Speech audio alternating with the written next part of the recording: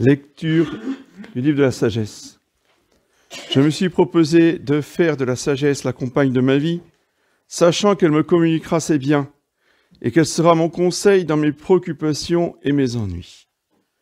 À cause d'elle, j'acquerrai de la gloire devant la multitude, et bien que jeune, de l'honneur devant les vieillards. On me trouvera pénétrant dans mes jugements. Je serai admirable aux yeux des puissants, et devant moi, les grands seront dans l'admiration. Quand je me tairai, ils attendront patiemment. Quand je parlerai, ils me regarderont, et quand je discourrai sur plusieurs sujets, ils mettront la main sur leur bouche. Outre cela, j'aurai par elle l'immortalité, et je laisserai une mémoire éternelle à ceux qui doivent venir après moi. Je gouvernerai des peuples, et des nations me seront soumises. Des rois redoutables me craindront lorsqu'ils entendront parler de moi. Je me montrerai bon et vaillant dans la guerre.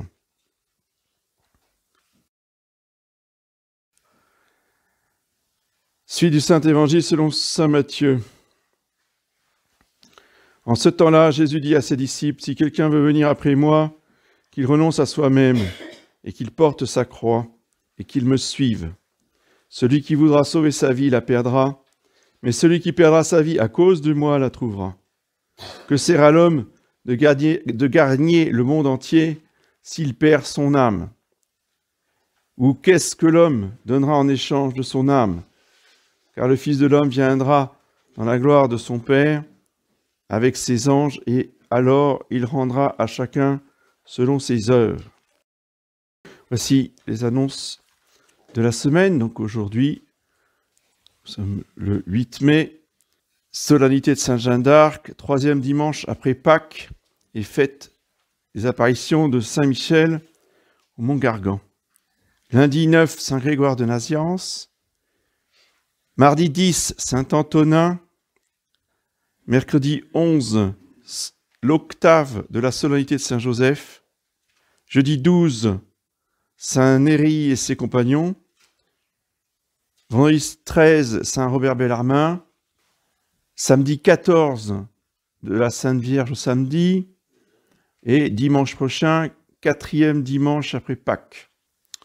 Donc la messe aux horaires habituels, 9h et 11h vendredi, et pas samedi. Donc, attention, samedi, il n'y a pas de messe ici, à la chapelle, puisque ce sera la messe de mariage de M. Dominique Olympie avec Mademoiselle Mallory Vaillant, qui aura lieu à Duhaut, chez Pierre-Loïc et Teresa Olympie. Donc la messe de mariage à 10h, pour ceux qui veulent avoir la messe samedi. Et pas de messe ici. Et vendredi, 11h comme toutes les semaines. Dimanche prochain, 9h et 11h comme tous les dimanches. Donc je vous rappelle que le 8 mai, pour nous, c'est d'abord et avant tout la fête nationale de Sainte-Jeanne d'Arc, sur le plan civil, et c'est sur le plan liturgique, la solennité de Sainte-Jeanne d'Arc. Sainte-Jeanne d'Arc est fêtée le 30 mai, mais l'Église, les diocèses de France se sont calés sur la fête nationale pour célébrer la solennité de la Sainte de la Patrie. Au nom du Père et du Fils et du Saint-Esprit, ainsi soit-il. Eh bien, chers frères, cette fête de Sainte-Jeanne d'Arc doit être très chère à notre cœur, à nos cœurs de Français.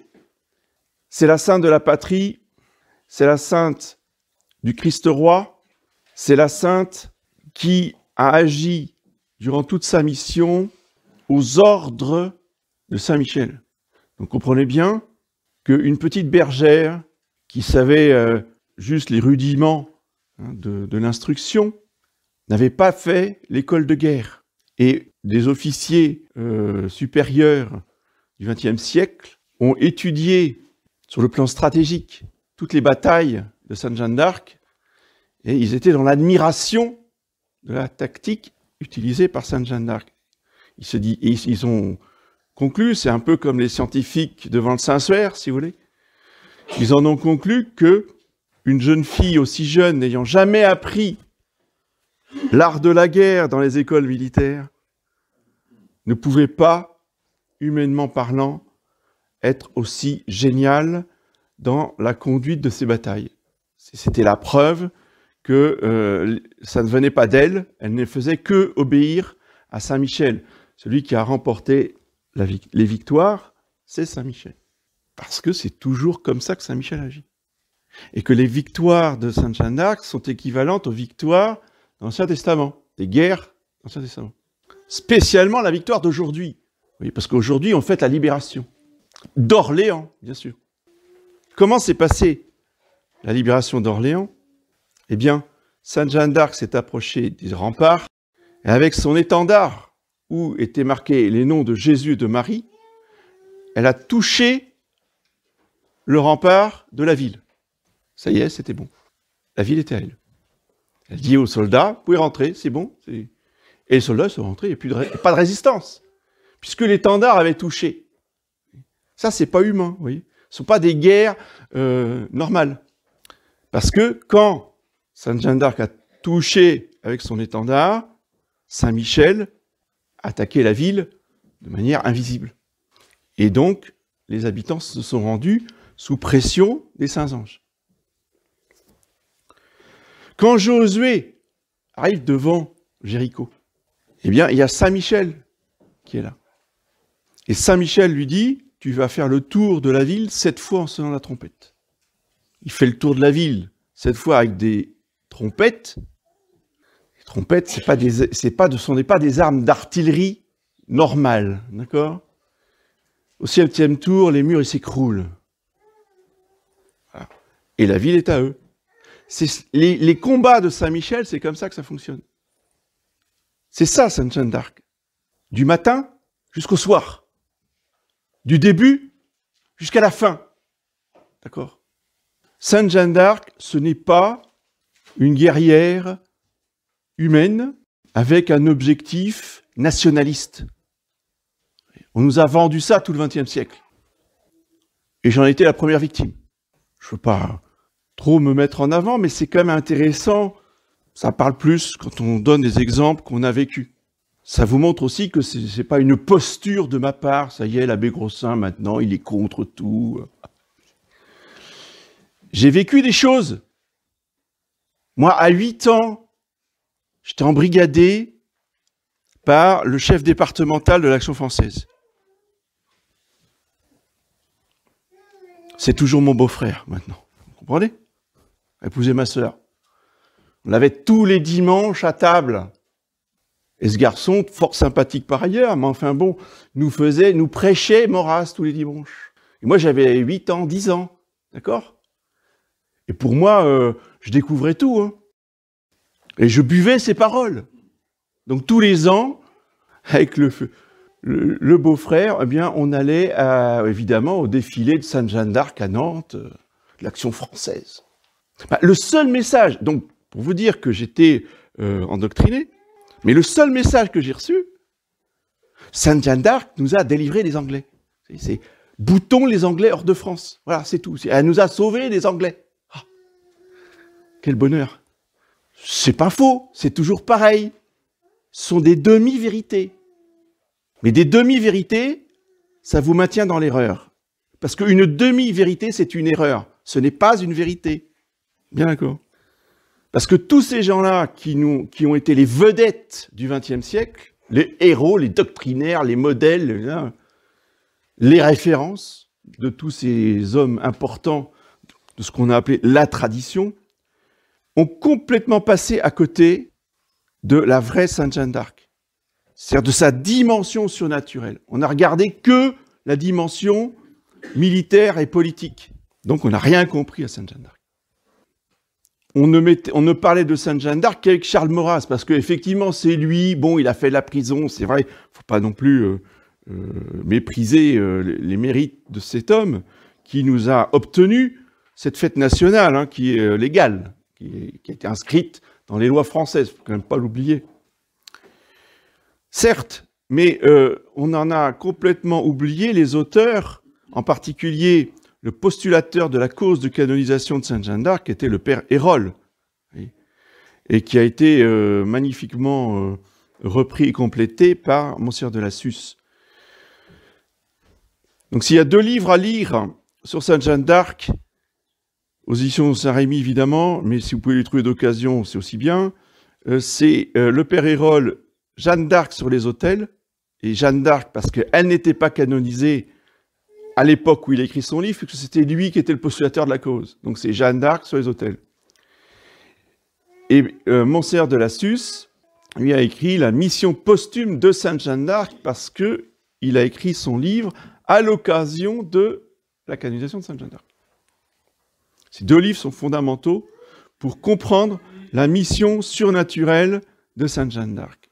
Et en particulier, cette union, cette amitié, cette collaboration indissociable de Sainte Jeanne d'Arc au service de Saint Michel, patron et protecteur de la France. Le grand message de Sainte Jeanne d'Arc, il est double. Il est d'abord religieux, ensuite il est aussi politique. Le message religieux, sur lequel bien sûr personne n'insiste, c'est d'abord et avant tout le rappel que le pape est le vicaire du Christ et supérieur à toute autre puissance spirituelle, épiscopale et temporelle royale. Lors de son procès, elle n'aura de cesse d'en faire appel au pape contre Cochon. Bien sûr, cet appel sera totalement refusé, ne sera pas transmis au pape. Pourquoi? Parce que les ecclésiastiques qu'elle a en face d'elle, et en particulier Cochon, sont des théologiens de l'université de Paris, qui était une université gallicane. Université de théologie, hein, je précise, de Paris, gallicane, conciliariste. Pour eux, le pape, il est gentil à Rome, là, on lui fait plein d'honneurs, hein, on peut l'encenser 3 fois 4 coups. Ça, c'est très bien, ça dérange personne. Mais alors maintenant qu'ils ne viennent pas nous dire ce qu'on a à faire, nous, évêques de France. Et une fois qu'il en a eu terminé avec Jeanne d'Arc, qu'elle était bien réduite en cendres, qu'est-ce qu'ils ont fait, là, Cochon et ses amis? Ils ont sauté dans leur carrosse, ils ont foncé directement, à toute vitesse, parce qu'ils étaient en retard, au concile de Constance. Concile condamné par le pape. Concile réuni sans le pape. Concile réuni contre le pape. Concile qui a décrété qu'un concile général œcuménique des évêques était supérieur au pape et pouvait juger le pape. Ça, c'est un des textes de ce concile. Voilà, ce sont ces gens-là qui ont condamné Jeanne d'Arc. Oui, c'est les tradis. Les tradis gallicans ont condamné Jeanne d'Arc. Donc c'est normal que au XXe siècle, ça continue. Voyez, c'est logique, c'est le même esprit. Dire, mais quel rapport vous faites? Le rapport, les démons. Les démons qui inspiraient Cochon inspirent toujours les Français nationalistes du XXe siècle. C'est les mêmes esprits. C'est pas une question d'homme. Faut arrêter de considérer qu'on en veut à des gens. Non, on en veut à des démons. Parce que ce sont ces démons qui ont inspiré les gallicans du temps de Sainte Jeanne d'Arc et les gallicans du temps du XXe siècle. Pareil. Ensuite, le deuxième message de Sainte Jeanne d'Arc est un message politique. Eh oui, parce que Dieu fait de la politique. Parce que Dieu a toujours fait de la politique. À commencer par Clovis. Et quand Dieu fait de la politique, il fait toujours de la politique par ses évêques, par ses successeurs des apôtres. Donc ça a commencé avec Saint-Rémy, et là, Sainte Jeanne d'Arc, elle vient rétablir quoi? Elle vient rappeler quoi? Elle vient rappeler le testament de Saint-Rémy, la doctrine de Saint-Rémy, la signification du sacre de Saint-Rémy. C'est ça que vient rappeler Sainte Jeanne d'Arc, pas autre chose. Elle vient rappeler ça à un monarque complètement décadent. Je ne sais même pas s'il est le fils de sa mère, vous imaginez? Histoire de famille. Convaincu que c'était un bâtard. Parce que les parents, c'était quelque chose sur le plan moral. Et donc la France était au fond C'était quand même bien supérieur à ce que nous connaissons aujourd'hui, mais c'était quand même pas brillant. C'était non seulement pas brillant, mais surtout c'était détruit légalement. Légalement, mais illégitimement.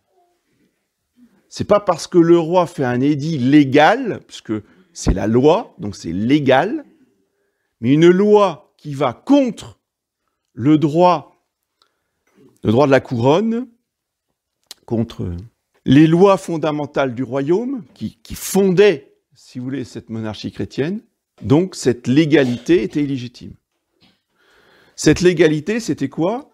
C'est un édit royal, donc du père Charles VI, qui avait décrété, une fois pour toutes, solennellement, dans les lois françaises, le roi est roi depuis sa naissance. Ça, c'est le blasphème du roi Charles VI. Le reniement du roi Charles VI. Sanction est devenu fou. Hein. Dieu l'a châtié de manière exemplaire. Mais encore, avant de devenir fou, il a encore eu l'audace de transmettre la couronne, non pas à son fils, mais au roi d'Angleterre, qui devenait légalement le roi de France. C'est pour ça que Dieu a envoyé Sainte Jeanne d'Arc. C'est pas simplement pour mettre les Anglais dehors. Hein. C'était pour rétablir la doctrine catholique du Christ roi sur le roi de France. Le message constant de Sainte Jeanne d'Arc, c'est elle a en face d'elle un fils de roi qui se croit un bâtard, donc elle va lui dire au nom de Dieu qu'il est le vrai fils de sa mère et de son père, ce qui répondait à une prière qu'il avait faite en secret, et personne ne connaissait cette prière. Donc, c'est ce qui a convaincu Charles VII que cette petite jeune fille-là, elle était en relation directe avec Dieu, parce que le seul au monde qui savait, qui doutait, lui, de sa légitimité filiale, royale, c'était lui. Et elle lui dit, à tel endroit, dans telle chapelle, tel jour, telle année, vous avez fait cette prière. Réponse de Dieu, oui, vous êtes le vrai dauphin. Dauphin. J'ai dit dauphin. Elle n'a pas dit vous êtes le vrai roi. Et tout le temps, il va entendre cette phrase quand elle s'adresse à lui, gentil dauphin, gentil dauphin, gentil dauphin. Il faut traduire. Mais lui, il comprend parfaitement bien hein, le message. T'es pas roi, t'es pas roi, t'es pas roi. C'est ça, tout le temps, t'es pas roi. Tout le monde lui dit sire. Tout le monde l'appelle sire. Vous êtes le roi.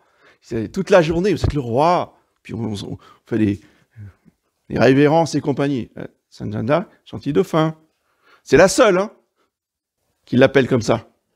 Parce que c'est la seule qui rappelle la doctrine catholique du sacre du roi. Une fois qu'elle l'aura amené à Reims pour se faire sacrer, qui n'est pas sa mission non plus. Tout le monde nous dit, j'ai entendu ça toute mon enfance, oui, la mission de Sainte Jeanne d'Arc, c'était mettre les Anglais dehors et sacrer Charles VII à Reims. Pas du tout. Monseigneur de Lassus montre très bien dans son livre que le sacre de Reims, c'est ce qu'elle dit dans son procès, c'est le signe qu'elle est envoyée de Dieu. Mais ce n'est pas sa mission. Sa mission, c'est autre chose. Et sa mission, elle ne pourra jamais la réaliser sur la terre. Elle va mourir avant de pouvoir commencer sa vraie mission. Ça veut dire que sa vraie mission, elle la fera quand elle sera canonisée. C'est-à-dire bientôt. Mais le fait d'emmener Charles VII à Reims pour le sacre, une fois qu'il sera sacré, Sainte Jeanne d'Arc lui dira « Sire », n'appellera plus jamais gentil dauphin, pour lui dire « Maintenant tu es roi, maintenant tu es roi, tu es roi, tu es roi ». C'est le sacre qui fait le roi. Ton père a fait n'importe quoi. Ton père a renié Saint-Rémy. C'est ça et Charles VII, il entend très bien ça. Il sait très bien ce que son père a fait, l'édit royal qu'il a écrit. Le roi n'est roi, non pas par sa naissance, mais par le sacre. Là, il devient vraiment roi, c'est-à-dire qu'il reçoit de Jésus-Christ par l'évêque le pouvoir d'exercer la royauté. D'accord ? Ça, c'est très important. C'est le grand message de Sainte Jeanne d'Arc qui n'a pas été entendu en France. Et non seulement elle restaure le sens du sacre, dont je vous encourage à lire les prières en français qui sont retranscrites par le marquis de la Franquerie dans son ouvrage « La mission divine de la France », pour bien comprendre ce que c'est que le chef de l'État en France, quelles sont toutes les dimensions spirituelles et surnaturelles. Sainte Jeanne d'Arc va, avant le sacre, non plutôt après le sacre, pardon, une fois qu'il sera roi, elle va demander à Charles VII de donner le royaume de France et sa couronne à Jésus-Christ. Ceci devant notaire, ce qu'on appelait la triple donation. Donc elle va donner la royauté à Jésus-Christ, qui va devenir vrai roi de France. Charles VII se dépouille de son pouvoir royal au profit de Jésus-Christ. Et Sainte Jeanne d'Arc, jouant l'intermédiaire entre Jésus-Christ et Charles VII, elle dit à Charles VII, « Et Jésus-Christ vous rend le royaume de France en commande. » Alors c'est une expression de l'époque, c'est-à-dire que vous êtes gérant. En termes commercial modernes, on va dire, vous êtes gérant, vous n'êtes pas propriétaire. C'est vous qui gérez, mais le propriétaire, c'est Jésus-Christ. Et à partir de ce moment-là, le vrai roi de France, c'est Jésus-Christ, et vous, vous n'êtes que le lieutenant de Jésus-Christ. D'où l'expression « Vive le roi, lieutenant du Christ ». Mais le vrai roi de France, c'est Jésus-Christ, consigné par des notaires.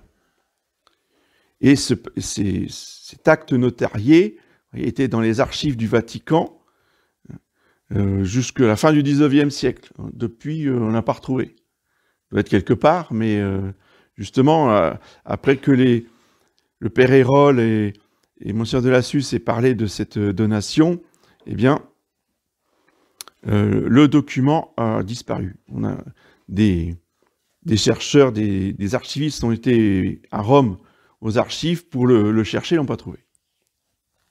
En espérant qu'il n'ait pas été détruit. Mais en tout cas, nous avons les témoignages des auteurs qui ont vu ce document. Donc, il a vraiment existé. Voilà, ça c'est le message politique, voyez, de Sainte Jeanne d'Arc qu'il faut retrouver et dont il faut apprécier toute la puissance.